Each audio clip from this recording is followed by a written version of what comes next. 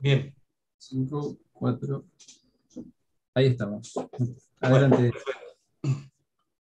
decía que tengo el agrado de presentarles a ustedes a Hugo Novotny, a quien conozco hace unos cuantos años, y de él podríamos decir lo siguiente. Es escritor, investigador del Parque de Estudio y Reflexión Carcarañá y de la corriente pedagógica humanista, traductor además del idioma ruso. Participa desde muy joven en la corriente filosófico-social conocida como humanismo universalista, fundada por el escritor, pensador y guía espiritual Silo,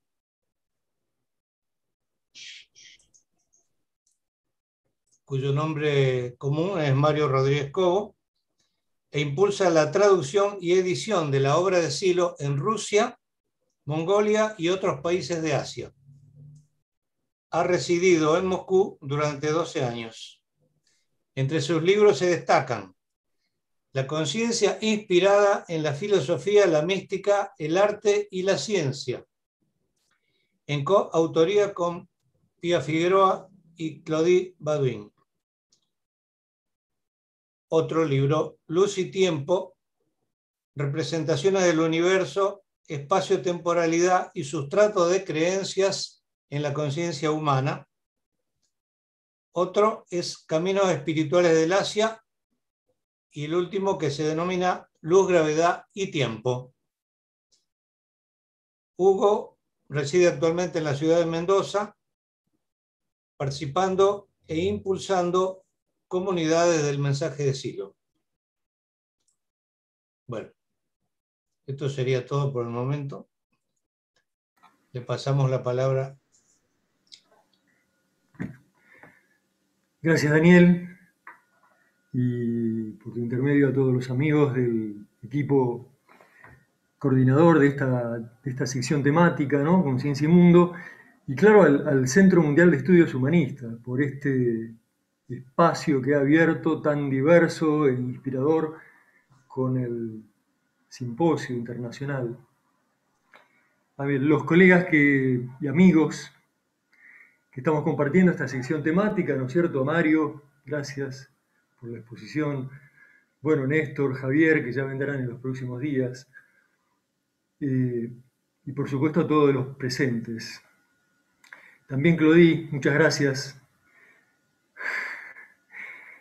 Me trae muy buenos recuerdos esto de hace algunos pocos años en la Peli D, también con una presentación y gracias a ti. Bueno, a ver, ¿se escucha bien ante todo? Ok. Sí, se escucha bien. Gracias. Bueno, a conciencia de los enormes desafíos que está enfrentando hoy la humanidad, sanitarios, climáticos, ambientales, sociales, migratorios, inclusive todavía increíblemente conflictos bélicos y amenazas nucleares que no solo no cesan, sino que crecen incluso en los últimos días. Como así también convencido de la necesidad imperiosa de descartar las creencias y comportamientos primitivos que en diferentes campos se están poniendo a nuestra especie ante la posibilidad de una catástrofe de supervivencia, quisiera hoy desarrollar brevemente las siguientes ideas.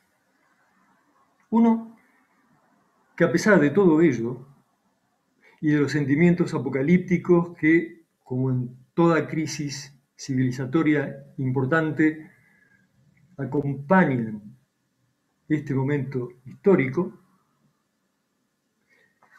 difícilmente se realice el escenario de extinción. La segunda, que nos encontramos atravesando un punto de inflexión de una magnitud inédita en la historia planetaria, y ya es posible identificar algunos indicadores de la nueva etapa que se inicia desde el punto de vista de la evolución de la conciencia humana.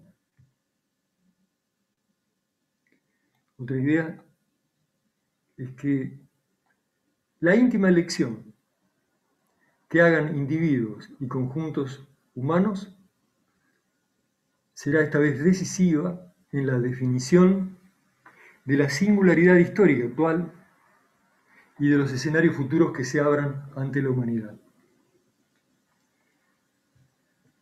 Por último, que estamos asistiendo al surgimiento de un nuevo horizonte espiritual, un nuevo mito capaz de inspirar e impulsar la nueva etapa evolutiva de la especie humana. Comencemos, pues, haciendo un poco de historia. Desde los orígenes mismos de nuestra especie, apenas los australopitecos se irguieron sobre sus pies, comenzaron a mirar hacia las estrellas. Tal vez nuestra ancestra Lucy y la niña Selam fueran de las primeras en hacerlo hace más de 3 millones de años. 2 millones de años más tarde, descubrimos el fuego. Y en vez de huir como incitaba el puro reflejo animal, intencionamos tomarlo, usarlo y finalmente producirlo, logrando gracias a él ampliar nuestra vida hacia espacios y tiempos que antes no podíamos disponer, entre otros avances evolutivos importantes. Todo un hito en la ampliación de esa capacidad de nuestra conciencia de diferir y elegir la respuesta a un estímulo, tanto externo como interno, fue el inicio de la agricultura y la ganadería 10.000 años antes de nuestra era. Cuando descubrimos, ya los Homo sapiens, que si en lugar de comer las semillas que sembrábamos, si en lugar de, comer las semillas, las sembrábamos, si en lugar de matar y devorar inmediatamente los animales capturados, los domesticábamos, teníamos asegurada la nutrición por largo tiempo para la tribu y luego para ciudades enteras. Fue creemos, un significativo salto en el nivel de conciencia cuando surgió la configuración de pasado, presente y futuro en nuestra conciencia, y con ello la capacidad de proyección y planificación del futuro. Y así anduvimos, atravesando fastos y nefastos, entre aciertos y errores, aprendiendo del mundo y de nuestras acciones, pero siempre determinados por la materialidad del entorno, de nuestro cuerpo y de sus traducciones, debido a la acción de la fuerza de gravedad de nuestro planeta cuna sobre nuestro cuerpo y nuestra psiquis. Hasta que logramos despegar, volar, arrojarnos valientemente hacia el cosmos, desafiando las determinaciones naturales y ascender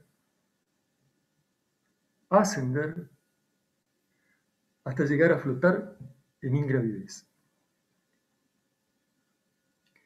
Un verdadero punto de inflexión, de ruptura con las condiciones de origen de nuestra mente humana. Bueno, en relación con el cual quisiera recordar un hecho muy relevante del que sabemos se cumplen justamente en estos días 60 años. Me refiero al primer vuelo espacial tripulado, la nave Vostok y su piloto Yuri Alexeyevich Gagarin, el 12 de abril de 1961, a quien recordamos con cariño y profundo agradecimiento. A partir de entonces, cientos de astronautas y cosmonautas de todos los continentes siguieron por ese camino, orbitaron la Tierra y la Luna, vivieron y trabajaron en el espacio casi como su segundo hogar. Así adquirimos la experiencia de la ingravidez. Y ya no hubo un arriba y abajo natural, definitivo, fijo y común para todos los humanos terrestres. Y las estrellas, en nuestra representación, ya no estuvieron en el cielo, sino que pasaron a estar en lo profundo. Además, todo ello, de las intensas experiencias extáticas por la inusitada belleza de la Tierra desde el cosmos, flotando en el espacio negro e infinito. Como así también los inefables sentimientos de amor por la vida, por la humanidad, por todo lo existente, testimoniados por numerosos astronautas de diferentes nacionalidades y especialidades profesionales. Vivencias, por cierto, similares a las de inspiración espiritual, incluso por su capacidad de conversión en el sentido de la vida. De lo cual justamente tenemos variados testimonios. Y vino el Hubble y sus conmocionantes fotografías del campo profundo y del campo ultraprofundo, plagadas de galaxias. Y las estaciones espaciales y cantidad de telescopios y detectores de todo tipo orbitando la Tierra a diferentes alturas, extendiendo de ese modo nuestra capacidad perceptual hacia lo profundo del cosmos, o sea, hacia el pasado más lejano de este universo, atravesando miles de millones de años luz hasta casi el comienzo de nuestro universo, hasta casi la explosión creativa que dio origen a nuestro universo.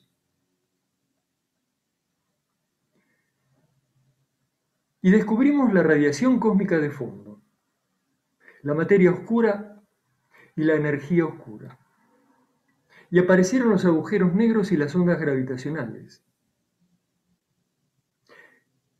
Y con todo esto, de pronto, ya en estos últimos años, el universo dejó en la representación de los cosmólogos de enlentecerse en su expansión camino a una inexorable muerte entrópica, revelándose, como todo lo vivo, a las leyes físicas de la materia inerte, pasó ahora a expandirse aceleradamente mientras avanza por el espacio curvo, tal vez hacia una nueva convergencia, hacia una nueva explosión de luz en un futuro cósmico lejano.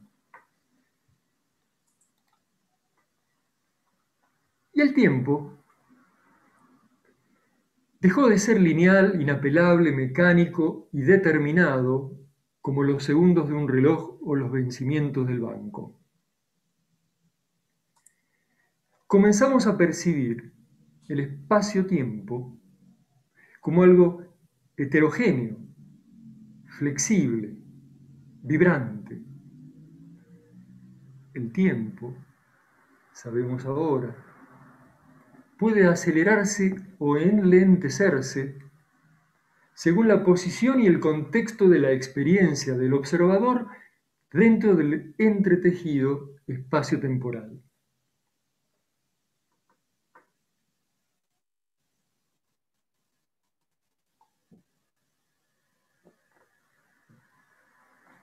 Entonces, en medio de semejante desestabilización y ruptura de los determinismos, descubrimos las características de espacialidad y temporalidad propias de la conciencia humana.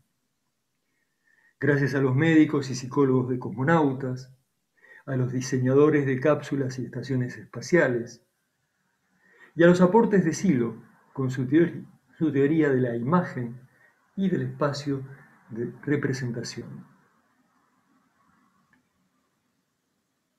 Y comprendimos también que la espacio-temporalidad que configura nuestra conciencia depende de su nivel de trabajo,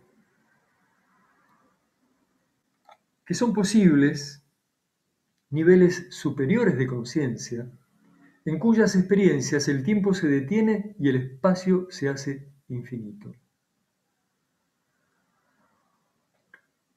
Que en estas experiencias profundas se abre la posibilidad del contacto directo con la fuerza, con la luz primordial que emana del centro creativo interno. Y que es posible tomar la fuerza y volver a este plano de la vida densa, impulsados por el amor y la compasión, en sintonía y solidaridad con el plan que vive en todo lo existente.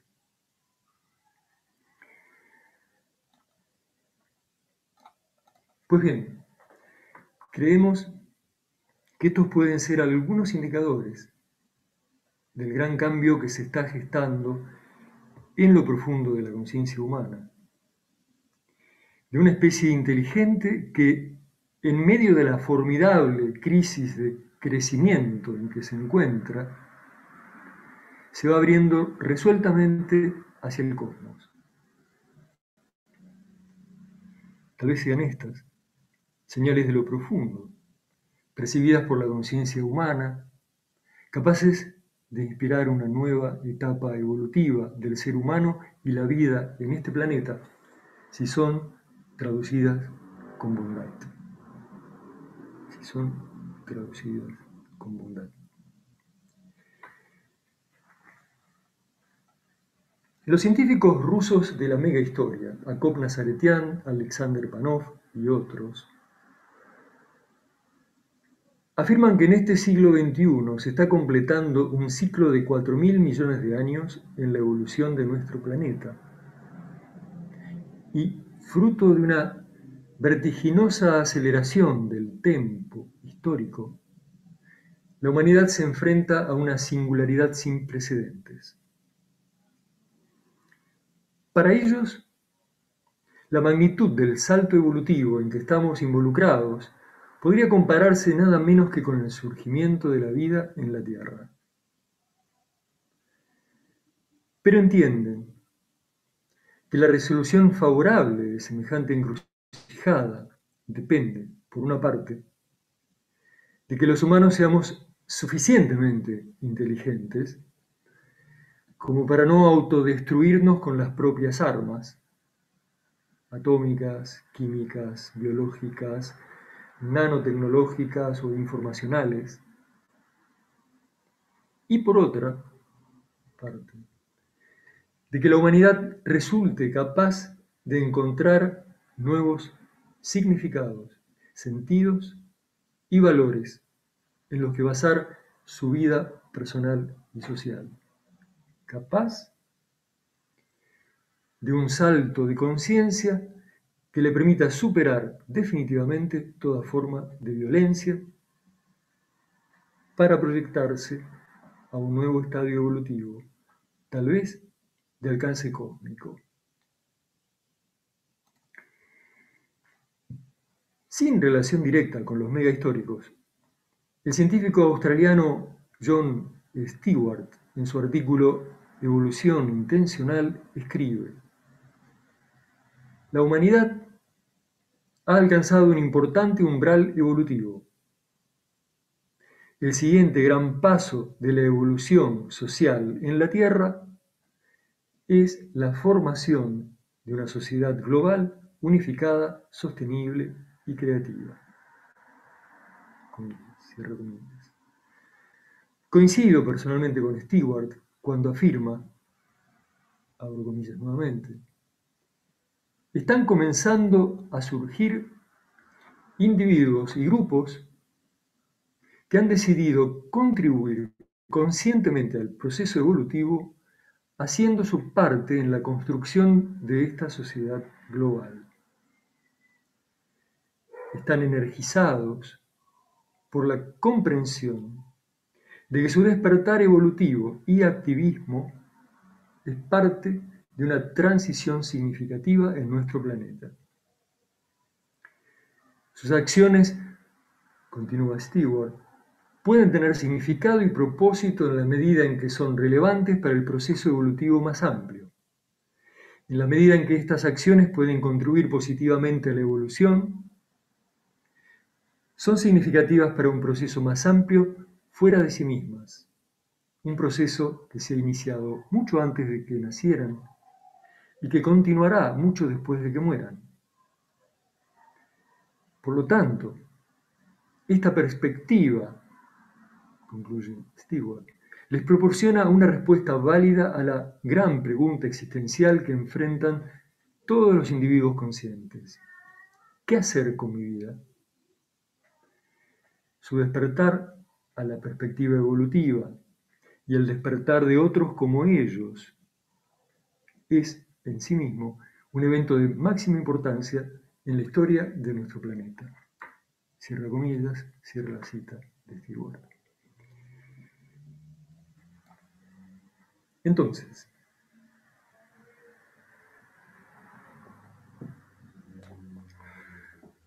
es cierto que el momento en que estamos, en lo social, lo ambiental, lo sanitario, lo psicológico, individual y colectivo, no es fácil. Los desafíos son diarios, complejos e inéditos. Estamos atravesando una transición extremadamente paradójica de la historia humana, en la que una parte todavía importante de la sociedad planetaria, especialmente en sus estratos más altos, sigue aferrada a creencias egocéntricas primitivas, a comportamientos agresivos característicos del Paleolítico, a la imposición violenta en todas sus formas. En su manifestación político-social, esto se expresa como neoliberalismo y diferentes formas de conservadurismo que aún perduran en distintas regiones. En el desesperado intento de perpetuarse frente a su irremisible desintegración, este sistema de creencias y comportamientos primitivos ocupa todavía el centro de la escena social, contaminándola de contradicciones, violencia, injusticias y destrucción. No es un momento fácil. Es más, las cosas en este aspecto pueden complicarse más en los próximos meses, tal vez un par de años. Pero es posible, siempre, reflexionar sobre la actitud con la cual enfrentamos este turbulento final de ciclo. Si lo vivimos como el derrumbe de la propia casa sobre nuestras cabezas, el pesar, la angustia, la desolación serán inevitables. Si en cambio lo experimentamos como el desmoronamiento de la cárcel en la que estábamos presos, una reconfortante sensación de libertad brotará de nuestro interior, quedándonos además energía libre para, en palabras de Silo, seguir el ejemplo de aquello que nace.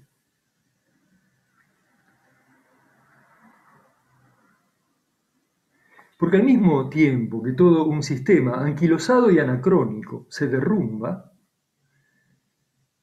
vemos cómo desde la base social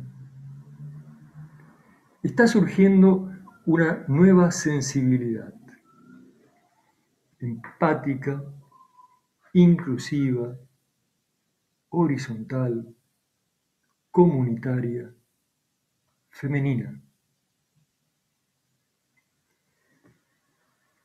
Y un nuevo paisaje de viajeros de lo profundo, del cosmos y de la mente. Viajeros que en su exploración hacia los orígenes del universo y las fuentes de la vida van descubriendo poco a poco la conciencia, el mundo interno, la mirada interna y la intención creativa que impulsa todo. Exploradores audaces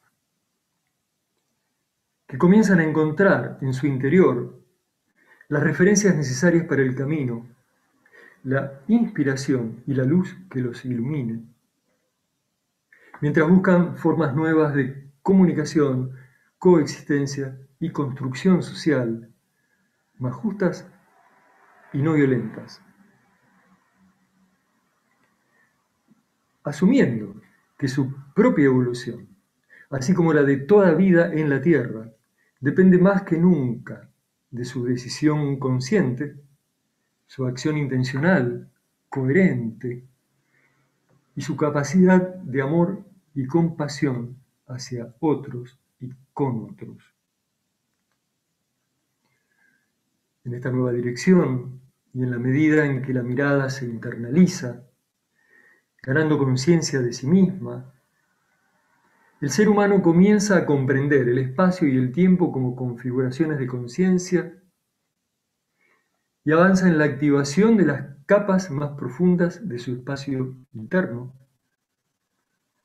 hacia el pleno despliegue de su intencionalidad y el contacto directo con el sentido que pone la mente en todo fenómeno de la propia conciencia y la propia vida.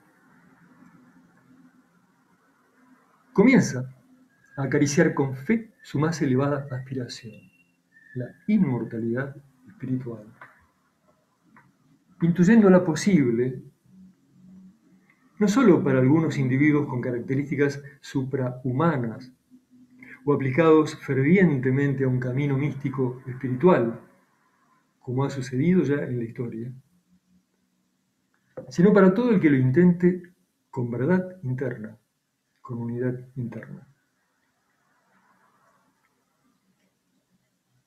Así, avanzando con resolución, de intento en intento, este osado y curioso viajero estelar, cual héroe mítico de los nuevos tiempos,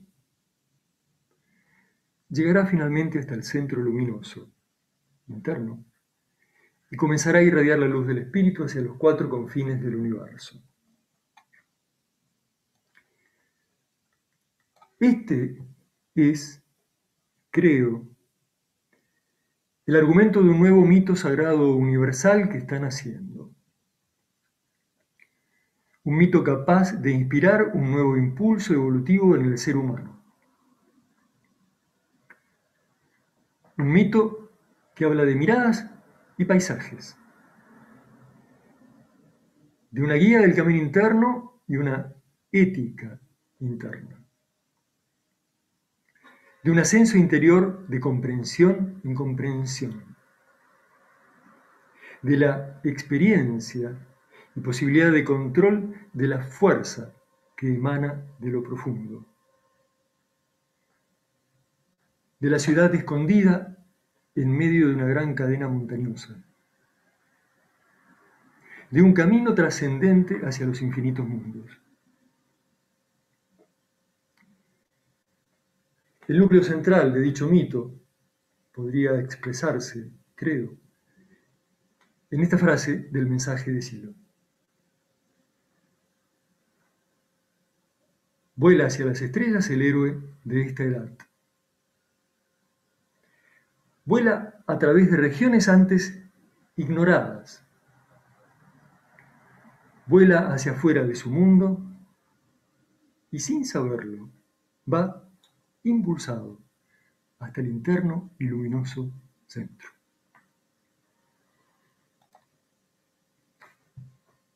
Muchas gracias. Hasta ahí fue. Nos queda tal vez un ratito, si quieren podemos charlar. Hermoso, muchísimas gracias. Cada cual puede abrir su micrófono si lo desea. Muy bien, Hugo. Pues, Muchas gracias, Hugo. Muchas gracias. Muchas gracias. Gracias. Hugo. Muy bueno, Hugo, muchas gracias.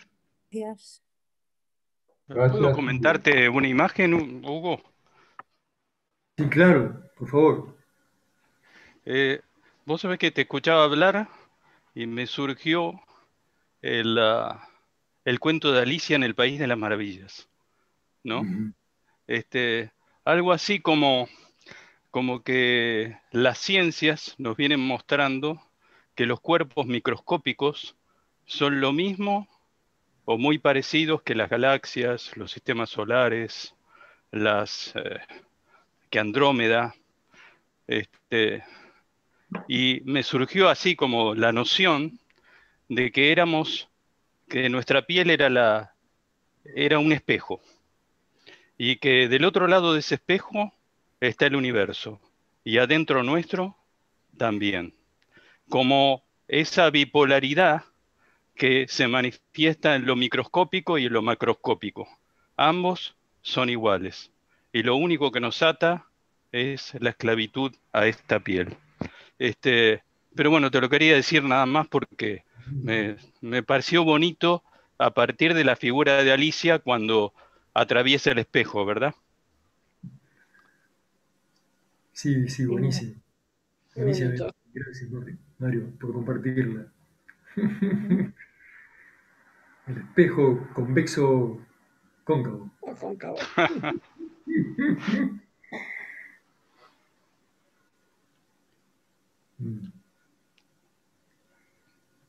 Sí, y que esa justamente piel es la que justamente nos marca el límite, ¿no? El límite externo del yo que maniobra con este cuerpo, con esta prótesis. Y desde ese límite senestésico táctil es que diferencia lo que está afuera de él y lo que está dentro de él. Bueno, todo un lío que es así mientras actúa la fuerza de gravedad. Bueno, pero habla también de una posición del observador, digamos, ¿no? De la conciencia. Pero bueno, linda metáfora, linda alegoría. Gracias, Mario. Hola, Hugo. ¿Puedo hacerte una pregunta? Lidia, claro. Justo verte. Sí. Comentaste de experiencias de astronautas que habían ido al espacio y que habían tenido experiencias inspiradoras. ¿Podrías comentar alguna? Sí, sabes, quisiera, bueno, por ejemplo, una de las experiencias, la más habitual es la de el éxtasis, ¿no? Esa experiencia extática, esa experiencia de éxtasis que se produce en los cosmonautas, y eso todos prácticamente lo relatan, al ver la Tierra ahí flotando, esa esfera extraordinaria, ¿no? Flotando en el espacio negro, ¿no es cierto? En el caso de ya viendo atmósfera es negro completamente, infinito y plagado de estrellas atrás. Entonces, ya esa sola percepción, ya desde Gagarin en adelante, todos cuentan de ese éxtasis que les produce esa visión. Pero también aparecen otro tipo de experiencias un poco más profundas, como la de unidad con todo lo existente, ¿no? Que somos todos uno, al punto que hay un sitio web que es el del Overview Institute, ¿no? Se llama así, Overview Institute, en inglés, ¿no es cierto? Punto, bueno, ahora no me acuerdo si com, org o net, pero digamos, si uno pone Overview Institute, lo encuentras en Google, en donde aparecen de estas experiencias, testimonios ahí relatados, que a propósito ellos también lo relacionan en ese instituto que investiga y en ese sitio con las experiencias espirituales de monjes budistas o de distintas corrientes espirituales y comparan justamente estas coincidencias del estado, digamos, experimentado, bueno, como ya Silo después describe, experiencias de arrebato, ¿no? Además de éxtasis o de reconocimiento. Bueno, ese sitio lo comenta y es más, desde ahí tomamos una que nos gustó, significativa, y la pusimos en el libro, que de paso el dato, digamos, estas ideas que estábamos comentando están incluidas en el último libro, en Luz, Gravedad y Tiempo, y allí hay también videos, hay QR que hemos incluido en las dos ediciones, la de Argentina de Hipatia y la española de León Alado. Hemos incluido esos QR que uno puede poner ahí el celular, el móvil, y bueno, y te ves el video, ¿no? Y Qué te ves el interesante. video correspondiente. Entonces, ahí está, por ejemplo, el videíto con el testimonio de Mitchell, que es uno de los que circunvaló la Luna y todo aquello, ¿no? Uno de los astronautas de uno de los Apolo. Entonces, bueno, eso respondiendo a tu pregunta, ¿no? Cuando llegue el libro, porque ya lo adquirí el libro, así que estoy esperando que llegue. Buenísimo. Así que lo Gracias. voy a ver, gracias. A vos.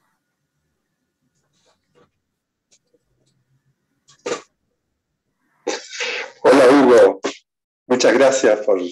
Siempre me colocas en tema. Estaba lavando platos, hombre, y dije, no, voy a ver qué dice Hugo. Y bueno, y ahí vienen esas comprensiones que no son fáciles. Entonces, me gustaría si pudieras comentarme esa frase tan interesante de Silo, ¿no es cierto?, que justamente termina, ¿no? Termina el libro del mensaje en la parte, ¿no es cierto?, de la mirada interna, ese vuelo simultáneo. Me cuesta bastante, me da sospechas de ciertas comprensiones. Ese vuelo simultáneo, ¿no es cierto? Por una parte, claro, se va en dirección hacia las estrellas y tú ahí nos has dado muchos registros de que esos paisajes no son conocidos, ¿no? Son antes ignoradas, como dice, paisajes que son ignoradas, pero que en la medida que se va avanzando, bueno, se van descubriendo y van siendo conocidos. Muchas veces son paisajes, no sé de qué tipo, pero el otro vuelo es el que me inquieta, cuando dice que él simultáneamente va para afuera de su mundo y sin saberlo, ese sin saberlo es el que me llama la atención y me gustaría que tú me pudieras aclarar un poquito, ¿no es cierto? Sin saberlo va impulsionado para ese centro interno. ¿Es posible ese vuelo hacia el centro interno? Ser consciente, o sea, esto de saber que estoy yendo hacia ese centro y tener contacto con ese centro de esa forma en la misma medida en que me estoy siendo consciente o estoy conociendo ese otro mundo externo hacia las estrellas. Entonces, me gustaría si tú me pudieras esclarecer un poquito esa conciencia de ese vuelo hacia adentro. ¿Por qué aquí dice sin saberlo? Es un nivel de conciencia, y si lo sé, podría ser otro nivel de conciencia. Esa es la preguntita. Sí, muchas gracias de antemano. Creo que sí, que se puede hacer consciente. De hecho, sí, esa experiencia es posible, claro. La de ir intencionalmente hacia ese centro luminoso, o hacia ese profundo, digamos, ¿no? Hacia esas capas más profundas de nuestra conciencia, justamente a partir de prácticas meditativas, espirituales, místicas. Lo que sucede es que, claro, y que eso justamente motivó un poco todo este trabajo, esta investigación, bueno, que aparece ahí en el libro, Luz, Gravedad y Tiempo, que en definitiva es eso, es un viaje, toda esta investigación, digamos, es un viaje hacia el cosmos, ¿no es cierto? Hacia lo profundo, hacia la explosión creativa, por llamar así, del universo, ¿no? Y ahí mismo nos vamos encontrando como en concomitancia con esas experiencias y tal vez facilitadas también por estos temas que mencionamos, la ingravidez y la ubicación, digamos, de otro modo, ya no estático, fijo, común, de arriba y abajo para todos los que tenemos los pies en la tierra, sino según lo configure la conciencia. O sea, al moverse tanto las cosas en la percepción externa, se empieza a desestabilizar de tal modo el observador que empieza a descubrir el trabajo de la propia conciencia. Eso, aunque no trabajes en meditación, en experiencias místicas, sino por el mismo hecho de las situaciones en las que te vas encontrando, como cosmonauta, como cosmólogo, como investigador, como viajero de lo profundo del cosmos, que indudablemente marca nuestra época. Por esto lo de héroe de esta edad. El héroe mítico de esta edad lo identificamos justamente con eso, con el cosmonauta, el cosmólogo, el que va hacia lo profundo del cosmos a buscar la fuente de la vida, el origen del universo. Y en ese lío se encuentra, sin saberlo, pero porque le pasan una cantidad de cosas con estas experiencias. Por ejemplo, lo que contábamos o hablábamos recién, intercambiábamos con Lidia, ¿no? De esas experiencias que van teniendo cosmonautas desde la ingravidez y desde esa mirada desde el espacio, ¿no?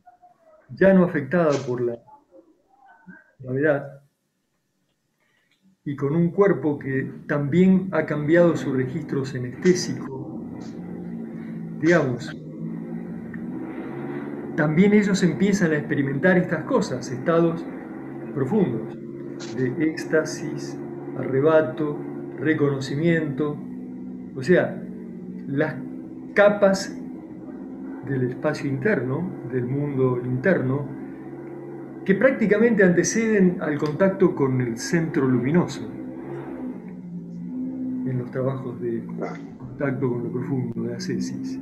O sea, esto por ahí en 5 minutos es más difícil, pero un poco esa es la idea que desarrollamos en el libro, ¿no?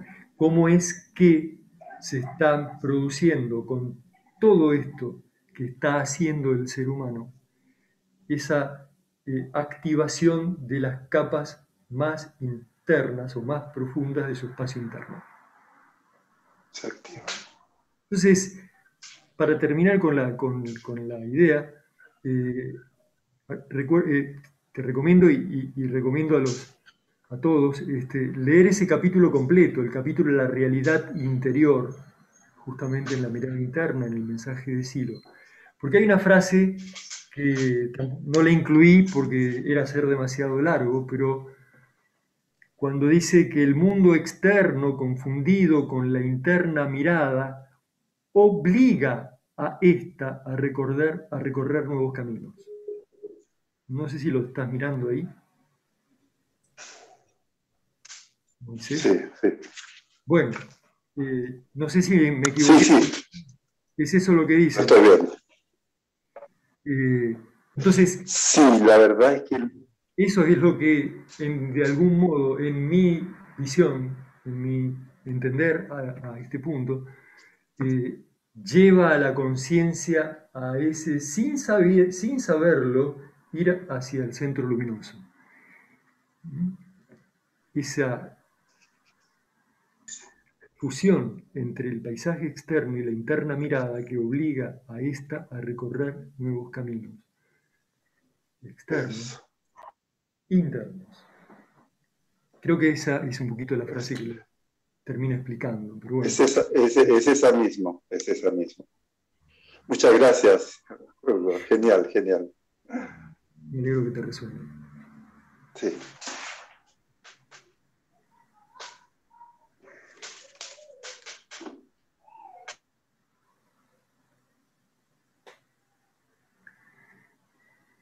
Bueno.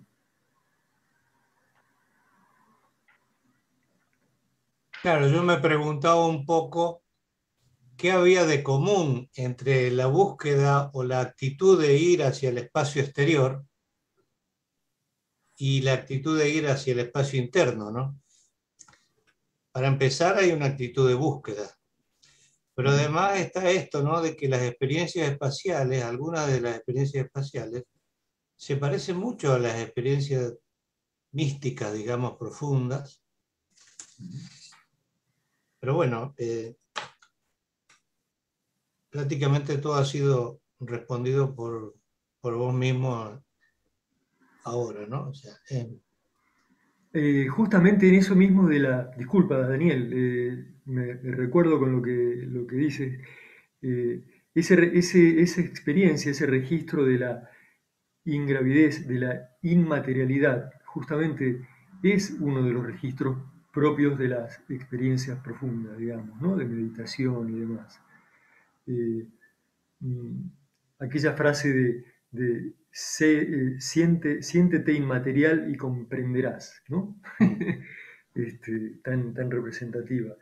Y que justamente, bueno, por eso también en el libro, en esta investigación, incluimos como notas al pie las experiencias meditativas, digamos, que vemos directamente relacionadas a las cosas que afirmamos en ese texto, ¿no? Porque ahí hay coincidencias muy fuertes. Por ejemplo, en eso, en que de repente, en un estado de meditación profunda, el cuerpo se desconecta. Entonces, ya no hay registro de materialidad y no hay registro de, obviamente, gravedad. Y se producen cosas bastante interesantes. Muy interesante. Estaba pensando que en un par de generaciones más va a haber una interesante cantidad de humanos dirigiéndose hacia las estrellas, ¿no? Por último, por empatía con la gente que está trabajando ahí, un poquito de nos han metido empatía con la personal de salud.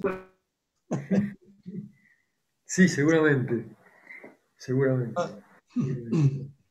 Decía que en un par de generaciones va a haber una cantidad creciente de humanos que van a estar dirigiéndose hacia las estrellas, ¿no?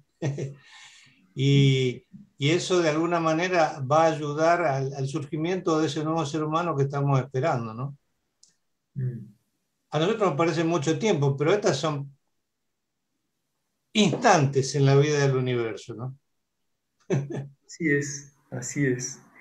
Y aquello también del número crítico, ¿no? De que cuántos es necesario que experimenten una cosa para que esa cosa quede, digamos, socializada de algún modo, ¿no? Que en estos términos de las experiencias internas, espirituales, no sé si vale lo de los 10.000 y todo aquello, pero de algún modo uno cree también en que la conciencia individual es una ilusión necesaria para poder operar con el cuerpo y en realidad estamos todos conectados en niveles más profundos. Entonces, que haya 500, 1000 o 2000, ¿cuántos? Cosmonautas.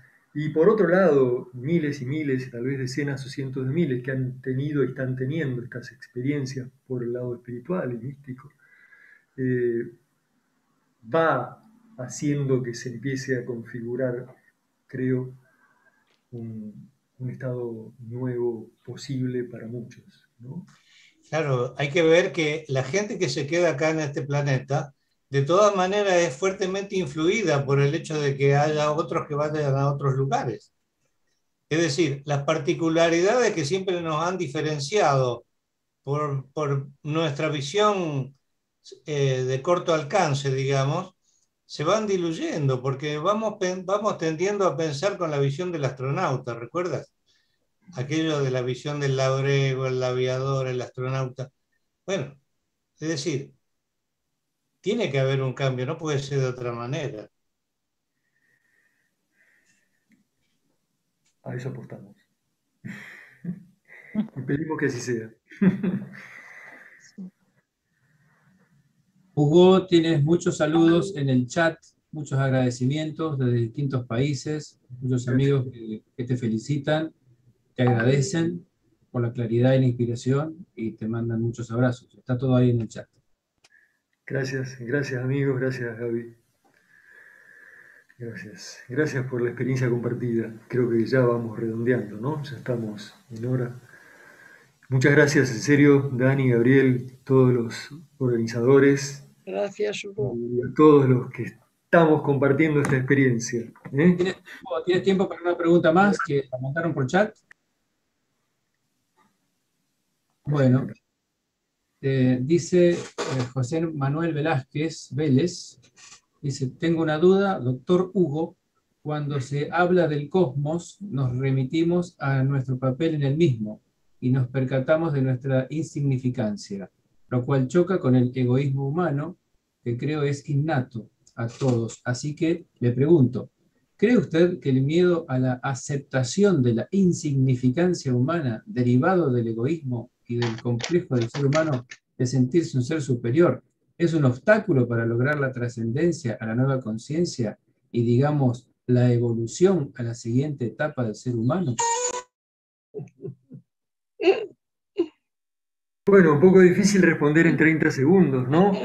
Pero creo que la dificultad en realidad es creer en el yo como si fuera lo máximo, es el individualismo, es lo egocéntrico, porque es una dirección mental, lamentablemente lo que conocemos hoy como neoliberalismo y demás está basada en eso, en la exaltación del yo y la meritocracia, ¿no es cierto? O sea, una dirección mental en donde no me importan los demás, me importa solo mí mismo y mi propio beneficio y mi propia ganancia. Entonces, esa, creo yo, esa dirección mental egocéntrica, primitiva, es la verdadera dificultad que es necesario superar, descartar, para poder avanzar hacia un momento evolutivo más interesante. Y creo que el camino está avanzando hacia el nosotros. Por eso es tan gratificante y también inspirador y entusiasmante esta nueva sensibilidad que hoy vemos en la mujer, vemos en los jóvenes, en los adolescentes, de valorar el otro, de valorar el nosotros, de valorar lo que puedo hacer para otros en mi vida, y eso me da sentido. Creo que la vida se las está arreglando a través de las nuevas generaciones para abrir ese camino hacia el futuro más humano. Bueno, eso, gracias amigos. Muchas gracias, Hugo, y muchas gracias a todos los que han participado. Gracias, Hugo. Un abrazo. Gracias, Hugo. Un abrazo. Un abrazo. Gracias, Hugo. Gracias, Hugo. Gracias, doctor. Gracias. Muchas gracias. Un abrazo. Abrazos, Hugo. Abrazos a todos. Chao. Chao. Muy inspirador, Hugo, como siempre. Gracias. Muy lindo. Un abrazo. Gracias. Muchas gracias. Muchas gracias, Claudie, por la traducción. Con gusto, con honor. Es un honor. Gracias. ¿Qué? Con gusto, es un honor. Muy bien. Hasta pronto. Hasta pronto todos. Chao. Chao, amigos.